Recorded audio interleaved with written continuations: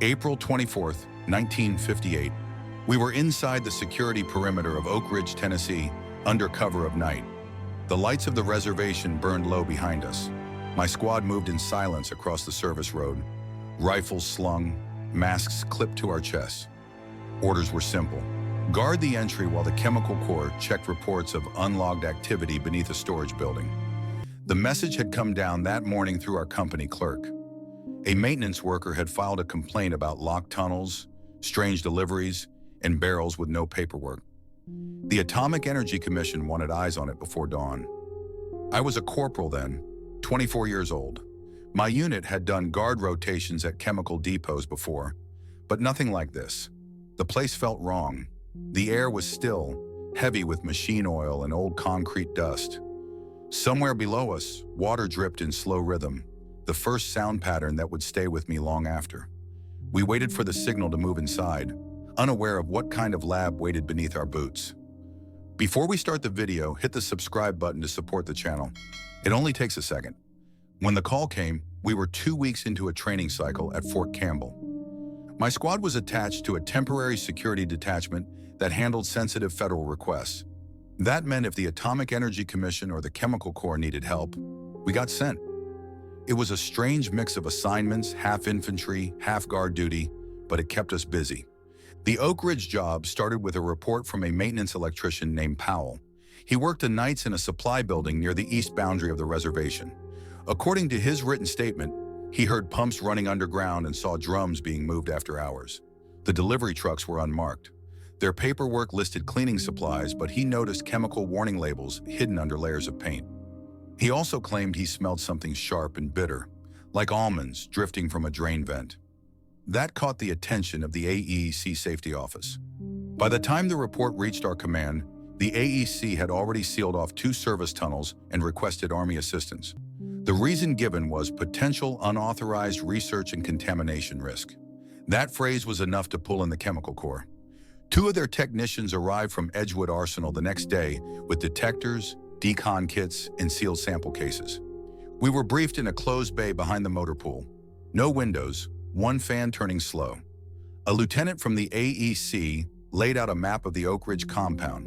The building in question sat on a maintenance corridor that connected several power substations and steam lines. According to their own blueprints, no sublevel was supposed to exist there. But the worker had seen stairs going down behind a locked steel door. That made it a priority check. We prepared for a 3-day mission. Day 1, travel and staging. Day 2, site entry. Day 3, evidence transfer and cleanup. The orders were to keep the operation quiet, no news releases, no local coordination beyond the sheriff's office for road control. We loaded up standard: gear masks, gloves, ponchos, field webbing. Chemical suits were packed but not worn unless detectors showed a hit. Each man carried 2 canteens, a flashlight, and a small red tag kit for marking evidence. The Chemical Corps techs handled the sampling instruments. The MPs handled perimeter logs and contact with AEC personnel. I remember the briefing clearly because the lieutenant repeated one line twice. If this turns out to be nothing, it stays nothing. If it's something, it never happened. We all nodded. It was that kind of job. That night before departure, we ran a short drill in an unused shower room near the barracks. It served as our mock entry. The sound of dripping pipes echoed through the tile, matching the rhythm we would hear again later under the real building. We practiced moving through confined spaces, tagging imaginary evidence, and maintaining line spacing. 5 paces, stop, signal, move. Simple pattern. One of the Chemical Corps men, a sergeant named Walters, explained how to use the color tubes. They tested the air, watching the tube shift color after a few pumps. If the color band turned red or orange, we marked the area and backed out. That number, 5, stuck in my head. Counting kept your focus steady when things got tense. We left Fort Campbell at dawn the next morning in 2 trucks. The drive to Oak Ridge took several hours. The AEC escort met us at the checkpoint. Beyond the gate, the reservation stretched out in ordered rows of concrete buildings, steam rising from pipes along the roads. It looked calm, routine, safe. Our assigned building stood near the edge of the compound, partly hidden by a line of storage tanks. From the outside, it was ordinary, 2 stories of gray brick, no signage. Inside, we found the main floor half empty, with pallets of sealed boxes and a service elevator blocked by a new padlock. The maintenance worker was right. Something had been closed off recently. We established a temporary command post in a side office. The Chemical Corps began setting up their detectors and layout sheets. My men swept the ground floor, clearing each section by the book. We took note of locked doors, vents, and power lines. The smell of oil and old paint filled the air, faint but constant. No movement, no sign of recent occupation.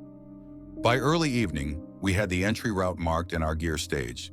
The plan was to go below after midnight, when other facility workers were gone. I checked my rifle, cleaned the mask lenses, and folded my notebook into my chest pocket. Somewhere deep under that floor, a slow, rhythmic drip echoed through the ventilation. It matched our drill rhythm from the night before. I remember looking at the Chemical Corps techs as they checked their pumps. None of us said anything. We all heard it. We would move in soon, one section at a time, following the stairs the worker had described. The AEC supervisor gave us a rough map of the tunnels. Most of it was guesswork. The original plans were from the war years, back when Oak Ridge was built in a rush for uranium work. According to him, many old service shafts had been sealed in the late 40s, though a few were still used for steam lines. The one under our assigned building should have been closed, yet the maintenance worker had clearly gone down partway before being turned around by a new lock. We walked the surface first, daylight inspection only. The building sat on a small rise bordered by an access road and 2 steam ducts that crossed a concrete ditch. To the east, a narrow path led to a fenced yard filled with rusting drums. AEC men told us those were empty, but they carried the yellow warning triangles just the same. We checked the power feed and ventilation grills. Fresh paint covered the bolts, suggesting recent maintenance. The smell there was faint, sharp, not quite chemical, not quite fuel. One of the Chemical Corps techs leaned close and said he recognized phenol, used in labs for cleaning glassware. It made sense at first until we realized the entire ventilation duct was sealed off from the rest of the building. The command post was a small room on the ground floor, walls lined with metal file cabinets. The MPs set up a logbook on one desk, each entry timed to the minute. Chain of custody mattered more than anything. Every object we touched would need a tag and a description. That was standard for AEC joint operations. We spent most of that afternoon planning how to breach the lower level. The only access was a steel hatch under a removable floor panel near the service elevator. The padlock looked new, stamped with a civilian contractor logo. The AEC officer confirmed that no contractor had clearance to work there in the past 6 months. That meant someone was using restricted space without authorization. By evening, the air inside felt heavier. We sealed off the outer doors and hung blackout curtains across the windows.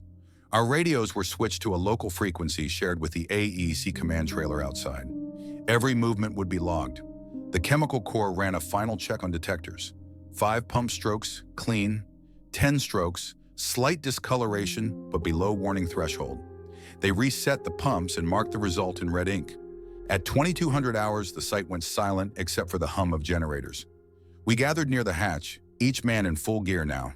I counted the team 8 soldiers, 2 Chemical Corps techs, and 1 AEC safety officer. The MPs held outer security. The plan was for my team to lead into the sublevel, the techs behind us to test air samples. If readings stayed safe, the rest would follow for evidence collection. Before we opened the hatch, the AEC officer reminded us of the legal side. We were on federal property under civilian control. That meant no use of force unless directly threatened. I noted the rule in my notebook, though it felt strange thinking about rules when walking into a place nobody was supposed to know existed. We cut the padlock clean with a hydraulic spreader. The smell that rose from below was dry metal and oil, not strong yet, but distinct. The Chemical Corps man lowered a sampling wand. After 5 strokes, the indicator showed trace cyanide compounds, below danger but proof of residue. That changed the tone instantly. Nobody spoke, but every movement became deliberate. We clipped on masks and gloves, switched to red lights only, and began our descent. The stairs were narrow concrete, 30 steps down to a landing, another 10 to a door. The counting helped steady my breathing. Each footfall measured. 5 steps, pause, 10 more. The drip we had heard earlier grew louder. It came from somewhere beyond the door. The AEC officer noted the sound and wrote, "Possible leak" in his ledger. We reached the bottom landing at 23:45 hours. The door was marked with faded stenciling, the kind used during wartime construction. Letters half gone, something like Chem Storage, 1944. A chill ran through me when I realized this space had been built during the original Manhattan Project days and then simply forgotten. The chemical core checked air again. 5 strokes, then 10. The tube shifted faintly yellow. Low toxicity, but real. They gave a thumbs up to continue. I looked back at my squad, saw the reflection of red light on masks, the quiet discipline in every face. Nobody flinched. We had all done dark entries before, but not into something this old and unrecorded. I turned the latch slowly. The metal squealed once, then the door gave way. The drip turned steady, echoing through the tunnel beyond. We switched lights to forward beams. The passage stretched ahead, wet floor, rusted rails, air heavy with that same faint almond scent the worker had described. We stepped inside one by one, rifles ready, detectors pumping in rhythm with each breath. That first doorway led us into a place untouched for years, yet somehow still alive with the traces of something recent. The tunnel opened into a long, concrete corridor. Pipes ran along the ceiling, dripping at regular intervals. Each drop struck the floor with a hollow tap that echoed far ahead. The sound made it easy to measure distance. I counted steps between drips, 5, then 10, then 15. It kept my mind clear. The walls were damp, streaked with rust. Labels from the 40s still clung to some of the pipes, half gone from age. We passed a stack of wooden crates, their markings burned away, but their shape too uniform to be random storage. Each was the size of a field chest. The chemical cores checked one. The lid was nailed shut, but a faint, sweet smell leaked through the cracks. The tech marked it with red chalk and moved on. A side door opened into what looked like a workshop.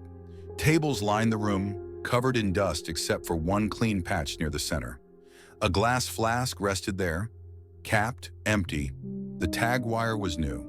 The AEC officer took photos while the tech sampled air. 5 strokes clear, 10 slight color. Still safe to stay. We logged every item we found: old centrifuges, rusted shelves, a cracked microscope. Everything looked left behind in a hurry. Yet mixed among the debris were newer items: a plastic measuring jug, a fresh roll of duct tape, a can of modern paint thinner. Someone had been here recently and not long ago. The deeper we went, the stronger the odor became. It was not sharp enough to burn the nose, but distinct, a mix of almonds and wet concrete. The chemical core called it trace agent signature. For me, it was just a smell that did not belong underground. About 60 feet in, we found a power junction box still live. The wires were modern, installed no more than a few years earlier. It ran into a wall that had been plastered smooth to hide the cut. The AEC officer made a note, then ordered a surface scan with a portable scope. The image showed hollow space beyond. That meant another room sealed off. We moved on before breaching, following the corridor to its end. It turned left into a narrow service shaft lined with steel panels. Condensation pooled on the floor. The drip here became a steady run. I felt it soaking through my boots. The smell was stronger. At the end of that shaft, we reached another door. This one was lighter metal with a padlock that had been forced open sometime earlier. The edges were scraped clean. Inside, we found a small chamber, maybe 10 by 12 feet. 2 tables, a rack of bottles, and a ventilation fan half dismantled. The chemical core team took out their instruments again. They pumped the tube until the color deepened to yellow. That meant hydrogen cyanide traces, low but present.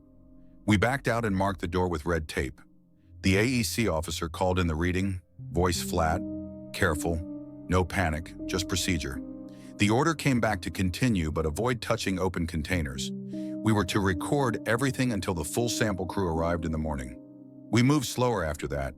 Each room seemed to have layers of history, wartime equipment, post-war additions, and a thin surface of modern tools. Someone had revived an old chemical space for something secret. The mix of eras felt deliberate. At one point, we came to a wide section that opened into what might have been an assembly area. 2 rows of tables, Ventilation ducts overhead, drains cut into the floor. The air was cooler here, moving slightly, carrying that same bitter scent. I could hear the hiss of air escaping through a damaged vent. The sound joined the dripping, forming a rhythm that filled the silence between us. I walked the perimeter while the techs worked. Every few feet, I dropped a small chalk mark and counted steps. 5, 10, 15. I noted distances and object placement for the report. Keeping numbers steady helped fight the rising unease. On one of the tables lay a ledger. The pages were stiff and yellowed, but the ink on the last few entries was fresh. The writing was in neat rows of letters and numbers, not names, more like chemical codes. The chemical core tech photographed every page before sealing it in a plastic bag. That ledger would later become one of the key pieces of evidence, though I would not know that for months. As we prepared to move farther in, one of my men pointed his light down a narrow flight of stairs we had almost missed. It dropped into blackness. No markings, no signs, only a faint pulse of air rising from below. The AEC officer checked his notes, then looked at the map. There was no mention of another level. We paused at the top of the stairs. The drip above us stopped for the first time, replaced by that slow hiss from the vent. It sounded like breathing. The chemical core ran another air test at the stairwell. 5 strokes, no change. 10, faint yellow again. Not lethal, but active. That meant something down there was still producing gas or vapor. We formed up again. My team on point, techs behind. I adjusted my mask, counted each breath, and started down the steps. The stairwell twisted once, then opened into deeper shadow. The air felt colder, thicker. Whatever waited below was still alive, and we were moving toward it. The steps ended in a narrow landing that opened into a larger chamber. The first thing I noticed was the air. It was cooler, but there was weight in it, a faint taste of copper. Our lights caught rows of benches, each with glass containers stacked in groups of 3. The equipment was cleaner than what we had seen above. Some of it was new, polished steel, government issue from recent years. The rest looked scavenged from older labs. The chemical core techs moved fast. They set down detectors and began pumping air samples. 5 strokes, no change. 10, color forming. 15, deep yellow. That meant the concentration was building. The AEC officer logged the reading, his pencil tapping against the clipboard. We followed the line of benches toward the far wall. On the left stood a cold storage unit, its door slightly open. Frost traced the edges. Inside were racks of small vials, each marked with hand-drawn numbers, nothing else. The handwriting looked rushed but consistent. The text didn't open any of them. They sealed the whole unit with tape and marked it for recovery. In the corner, a pit about 3 feet deep had been dug into the floor. It held a dark stain, irregular, almost black under the beam. One of my men stepped closer, then stopped when the chemical core ordered him back. They tested the air above it. The color band turned red. We logged it as a contamination source. The smell grew sharper, the same bitter almond trace we had followed from above. It clung to our suits, even through the filters. I could taste it in the back of my throat. That smell was the constant now, the signature of the place. The AEC officer called for a surface crew to prepare decon equipment topside. We would keep exploring until the readings hit the danger limit. That was the standing order. We moved through another narrow passage that branched off the main chamber. The walls were lined with old lockers, half open, half rusted shut. Inside were notebooks wrapped in wax paper, a few glass syringes, and a metal badge from the 40s. The chemical core tech picked it up with tongs, read the inscription, then set it back down. It bore the initials of an early Manhattan project contractor. It became clear that whoever had worked here hadn't built the place. They had found it, cleaned it, and started using it again. That explained the mix of old and new. I took another count, 15 paces from the chamber to the end of the passage. There the wall looked different, smoother, no seams. I tapped it with the butt of my flashlight. It gave a dull echo. Behind it, there was space. The AEC officer studied the blueprint again. That section wasn't supposed to exist. He ordered the techs to scan it. The sensor showed hollow area about 8 feet deep, a false wall. We marked it and moved on to clear the rest of the corridor before returning. The deeper we went, the more signs we found that someone had been active here not long ago. Fresh footprints in dust, a coffee tin with liquid residue, a roll of modern tape left open. Nothing else human, no voices, no motion, only the steady hiss from damaged ducts overhead. The sound filled the space like background static. It was hard to tell where it came from, whether it was air moving through pipes or gas escaping somewhere close. Every few minutes, the pitch changed slightly, as if a valve were turning by itself somewhere deeper in the system. We came back to the smooth wall and started a careful breach. No explosives, just tools. The chemical core cut a small section near the base, enough to see through. The beam of light caught another room beyond, smaller but lined with white tiles. The tiles were newer, cleaner. In the center stood a workbench with 2 sealed crates on top.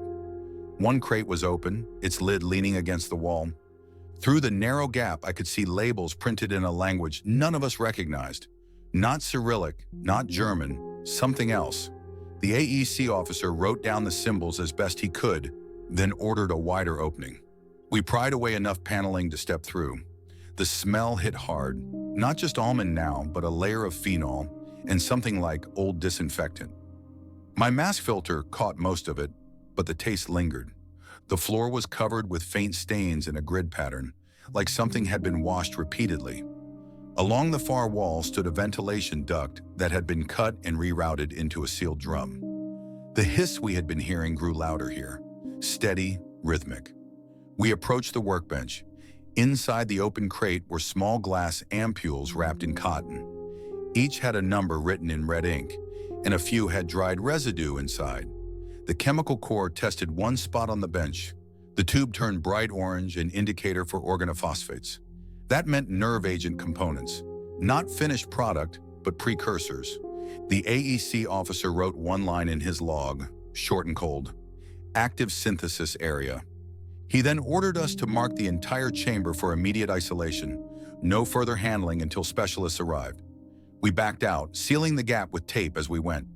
The sound of dripping returned near the stairs. It echoed with a hiss, a pattern that kept perfect rhythm: drip, hiss, drip, hiss. I caught myself counting again, 5 beats between each, the same number that had followed us from the first room. As we regrouped on the landing, the AEC officer gave quiet instructions for overnight watch. 2 of us would stay below with instruments running. The rest would rotate above ground. I volunteered to stay. I wanted to keep watch, to be sure we didn't miss anything else moving down there.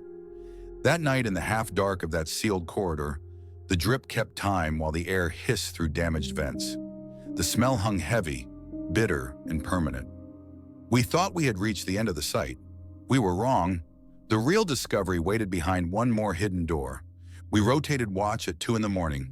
The chemical core kept one detector running in the main chamber while I sat near the stairwell with another man. The vent noise pulsed steady, like air moving through hidden valves. Every 5th second, the gauge needle flicked upward, matching the rhythm. The light from our lamps picked up dust floating through the air. The smell of bleach drifted down from above, where the decon team had started spraying surface rooms. Beneath that clean scent, the almond note still clung to everything. It never left, no matter how strong the bleach got. Around 3, a faint vibration passed through the floor. It felt like a pump starting, slow and uneven. The chemical core tech ran a quick test. The color tube went orange again, not a threat, but enough to make us put on full masks. We traced the sound to a wall near the false chamber we had sealed. The AEC officer ordered the plate reopened. Behind the first layer of tile, we found another metal door. It had no hinges, only recessed bolts and a circular valve handle in the center. The handle was cold, smooth, and freshly oiled. Someone had used it recently. We broke the first seal and opened it halfway. Inside was a smaller space, no bigger than a truck bay. Cages lined the walls, 12 of them, all empty. Straw and shredded paper covered the floor. A metal cart stood in the middle with a notebook resting on top. Its pages showed feed times, doses, and numbers. The last entry was dated 3 days before we arrived. The chemical core tested the air. The tube darkened after a few pumps. The tube turned dark red. That was a full hazard. We pulled back, sealed the opening, and called it in. The order came quick: hold position, Don't enter again until the ventilation team could assess it. While we waited, I looked over the floor layout on my map. The room's position lined up with an old service corridor that once connected to a loading dock outside. That meant whoever ran this lab had an exit route we hadn't secured. I followed the plan, leaving one man to monitor the gauges while I took two others to check the dockside. The passage leading there was narrow, partly blocked by rusted piping. We moved slow, counting steps, marking walls every 15 feet. The air was cooler, the smell weaker, replaced by metal dust. At the far end, we found a vertical shaft with an old service lift. The platform was still functional, motor humming faintly. The steel cable was warm to the touch, which meant it had been used recently. I radioed the finding to the AEC team. They logged it and told us to hold position again. That was when I saw the scuff marks on the floor, fresh, clean lines in the dust leading to the lift controls. Someone had come this way after we entered the tunnels. Someone had moved through after us. I marked the time in my notebook. 0337 hours. The hiss from the vent behind us grew louder. It filled the shaft, echoing upward. For a moment, it sounded like the breath of something alive above us. I felt the same tension ripple through the men beside me. The AEC officer came down a few minutes later, mask sealed tight. He ordered us to secure the lift. We cut the power at the breaker and locked the controls. Then he gave a quiet instruction I still remember clearly. No reports about the cages until confirmation came from higher command. We headed back toward the main chamber, the hiss trailing us down the corridor. The chemical core team met us at the stairwell, detectors showing minor spikes. The air wasn't stable anymore. The AEC officer decided to start closing valves and sealing ducts to contain it. We began moving systematically, marking each valve in chalk, 5 steps apart, sealing everyone we could reach. The smell shifted again, from almond to bleach to something metallic. The readings stayed erratic. I took another air sample myself. 5 strokes, orange. 10 strokes, deep red. Something had changed. The source was active again, and it was spreading through the ductwork. We started hearing distant clanks, soft at first, like metal striking metal far off. Nobody spoke. Every man just moved with deliberate care, one valve at a time. When we reached the final junction, the hiss stopped suddenly. The silence was heavier than the noise had been. Then faintly, a new sound began dripping, slow and steady, just like before. But this time from behind the sealed chamber door. The AEC officer ordered everyone to hold. We stood there in the half-dark, lights aimed at the door, listening to the drip pick up speed. We knew something behind that wall had started again. The drip turned into a steady trickle. It ran from under the sealed chamber door, clear at first, then tinted faint yellow. The chemical core tech placed a swab near it. The result came back positive for toxin residue. Not lethal in that concentration, but proof that pressure had shifted inside. Something had ruptured. We cut power to the nearby lines and backed off 10 feet. The AEC officer stayed close to the gauges, calm but tense. He ordered a controlled venting through the stairwell to clear the air. The hiss returned, this time rising from the lower ducts like steam escaping from a pipe. We waited, masks sealed, weapons low. The smell thickened again, bitter, sour, then swallowed by bleach from the surface sprays above. The air felt colder, heavier. I checked my watch. 3:58 hours. Each second dragged. Then came a dull metallic thud from inside the chamber. Once, then silence. The AEC officer marked it in his notes without a word. It sounded like a tool dropped on concrete, not heavy, but deliberate. We kept our lights trained on the door. After a minute, the drip slowed. No more vibration. The air monitors leveled out. Whatever had shifted inside had stopped moving. The officer gave new orders. Seal the ducts, secure the lift route, and hold position until daybreak. He wanted the area stable before extraction. As we closed each valve, I counted again. 5 turns on each wheel, steady even. It kept my hands from shaking. The almond smell faded under layers of disinfectant, but I could still sense it through the filter, faint and sharp like a memory that wouldn't leave. By the time we reached the stairwell, the hiss was gone. Only silence remained. I looked back once more at the sealed door, the faint yellow stain drying under our lights. We thought the worst was contained. We were wrong again. The real danger waited above ground, where the air from those ducts had already been venting all night. At dawn, the air in the tunnels felt different, colder, thin, too still. When the surface team radioed in, their voices sounded strained, short of breath. One man had collapsed near the generator hut. The AEC ordered an immediate sweep of all upper vents. We moved fast. My squad climbed back to the main floor, masks sealed tight. The bleach smell was strong, but the chemical scent still lingered. The duct from the sublevel ran directly into the generator hut's intake. That meant the venting system had been pushing the gas topside for hours. Outside, morning light cut through the haze. Two medics worked on the downed guard, checking pupils, washing his hands in solution. He was conscious but weak, disoriented. The chemical core confirmed trace cyanide levels in the intake filters. Not enough to kill, but enough to cause confusion and dizziness. We followed the ducts to their source, marking every section. At one junction, a cover plate was missing. Inside, a small plastic canister had been wedged near the fan. It wasn't part of the original system. The label was gone, melted from heat. The AEC officer took one look and ordered everyone back. He called for containment suits and a transport case. That was the turning point. It wasn't just an abandoned lab. Someone had planted dispersal containers into the vents, rigged to release slow doses into the airflow. It was deliberate, recent, and meant to operate unnoticed. We began tracing the path of the vents across the compound. Each one ran to different service buildings: laundry, power, storage. Whoever designed this had built a quiet system of contamination that could pass for industrial exhaust. The design was precise, the equipment modern.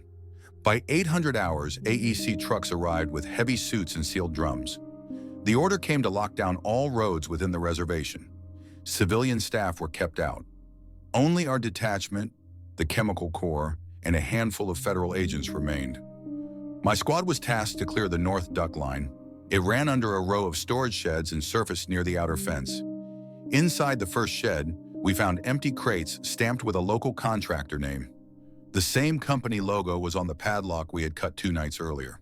The AEC officer made a quiet call over a secure line. After that, no one spoke the contractor's name again. We followed the duct deeper. It curved beneath a concrete wall and opened into a small inspection chamber. The floor there was coated in a thin film of residue that glimmered under our lights. The chemical core tested it. The result was unmistakable. Nerve agent byproduct, degraded but still active. My mask filter clicked as I drew a slow breath.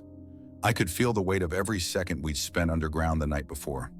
Any mistake in sealing those ducts could have spread the vapor farther. We sealed the chamber and set up decon lines. The AEC officer ordered a full evacuation perimeter of 50 feet. As the techs worked, I walked the edge of the area, counting steps to keep my focus steady. 5 steps, 10, 15. Each count matched the pulse of the detector pumps. At 900 hours, we found the second canister wedged inside another vent behind a metal grate. Same shape, same burn marks, same residue. The pattern was clear. There had been more than one, placed systematically. The realization settled heavy. Someone had designed a covert test system right under a government facility, using its own air network to spread poison. By mid-morning, we had removed 4 canisters and sealed 2 vent lines. The chemical core confirmed the compounds were weapon-grade precursors, not industrial waste. The AEC team began collecting samples for transfer. While they worked, I took a short walk back toward the main building. The air outside had cleared, but the smell still clung faintly to my gear. The almond note mixed with the scent of sun-warmed metal and bleach. That combination would never leave me. It was the smell of the moment we realized how close we had come to a silent disaster. The AEC officer gave new orders then to sweep every tunnel, every service room, every intake connected to the same line.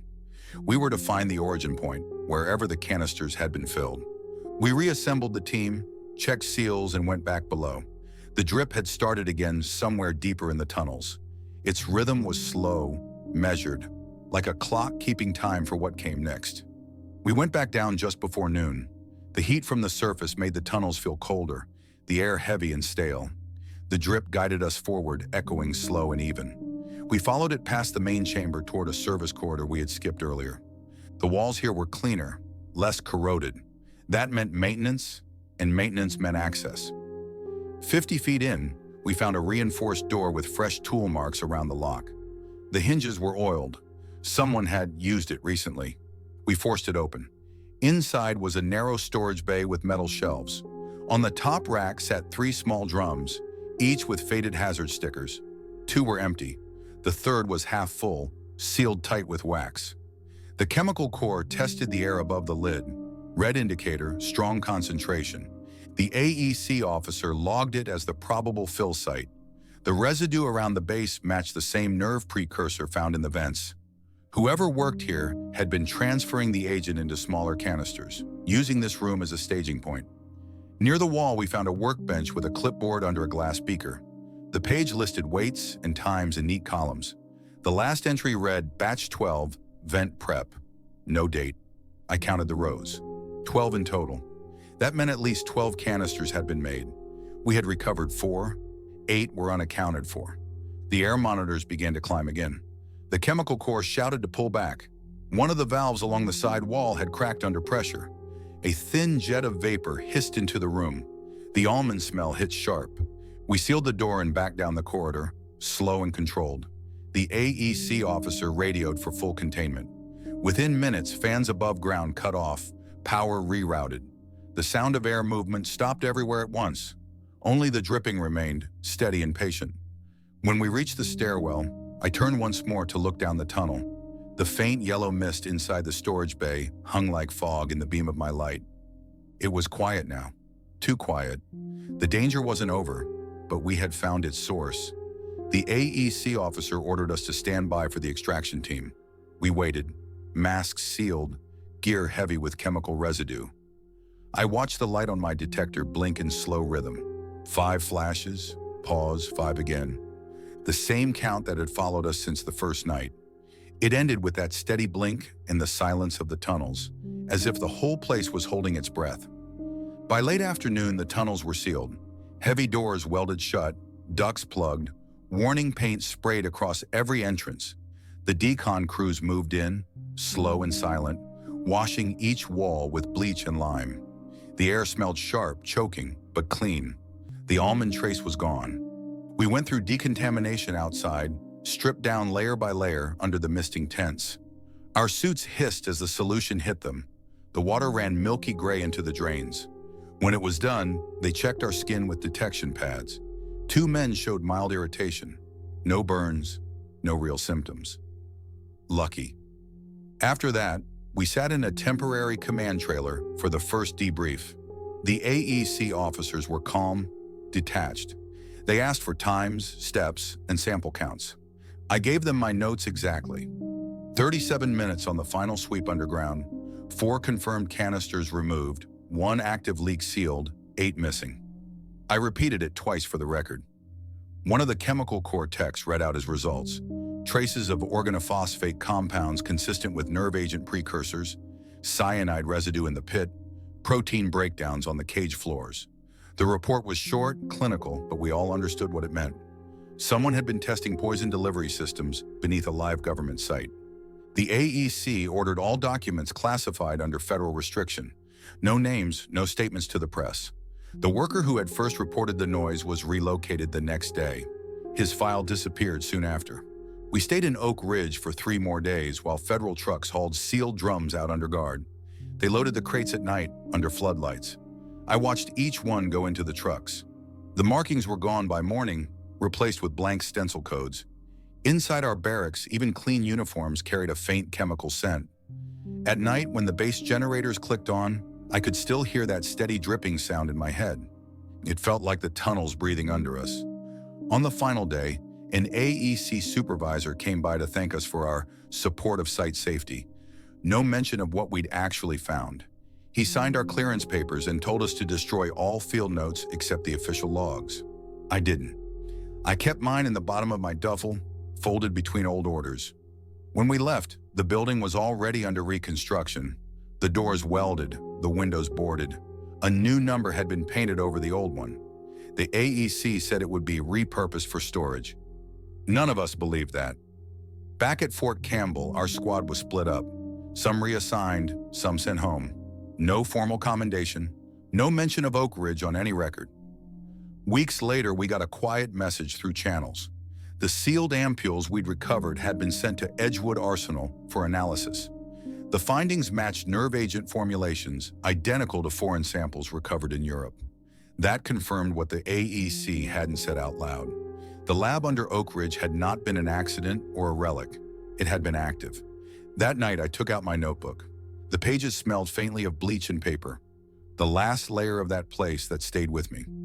I looked over the notes, step counts, measurements, valve numbers, every line still clear. And under all of it, I could still hear the drip. The rhythm stayed, quiet but exact, like something waiting to start again. 2 months later, a sealed envelope arrived at my unit office. It carried no name, only a return code from Washington. Inside was a short memo. Investigation complete. No further action required. That was all it said. The Oak Ridge incident was closed. I asked around quietly. No one knew what happened to the samples.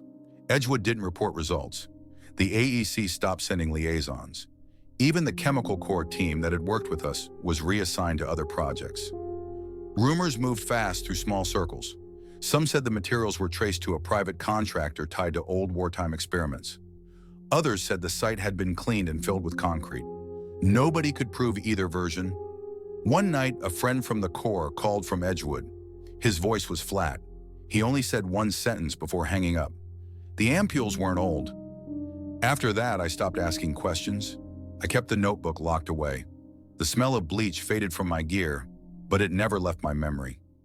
Every time I cleaned my rifle or checked a gas mask filter, I thought about those tunnels, the silence after the last drip, and the dry air that felt too clean. A year later, the building number was reassigned. A new fence, new workers, no record of what had been there before.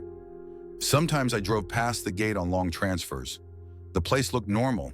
Green grass, painted signs, nothing to see. But I always remembered the sound from below, the slow measured drip that marked time in the dark. It ended officially, but not in truth. The report stayed sealed. The people who knew kept quiet. The ground above Oak Ridge still holds what they buried under bleach and concrete. Years have passed, but Oak Ridge still sits in my mind like a sealed room. I can see the dull concrete, the slow drip, the thin mist of air shifting through broken vents. Some memories fade. That one never did. Most of the men who went down there with me are gone or retired. None of them ever spoke about it again. We learned to carry silence like part of the uniform. Orders said nothing happened, so officially it didn't. But truth leaves a trace, the same way poison does. Sometimes when I hear the tap of a leaky faucet or smell cleaning chemicals in a hallway, I'm back in that tunnel. The count starts in my head without thinking. 5, 10, 15, and I can still feel the weight of the mask against my face. I've read enough reports since then to know that what we found wasn't the only one of its kind. Some projects never made it to the record books. They were buried, renamed, or folded into something new. Maybe that's why I finally decided to tell it. Someone has to say what was hidden. Oak Ridge taught me that danger doesn't always announce itself. Sometimes it hums quietly under the ground, patient and measured, waiting for someone to listen to the drip. Don't turn off your lights yet.